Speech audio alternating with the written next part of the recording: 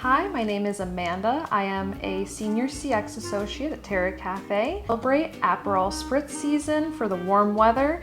We are gonna make a slightly more unique take on the Aperol Spritz by adding some espresso.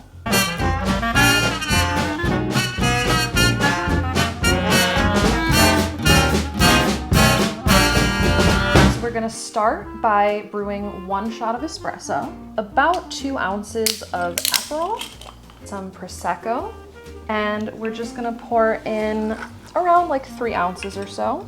We can add our espresso, top it off with just a splash of club soda.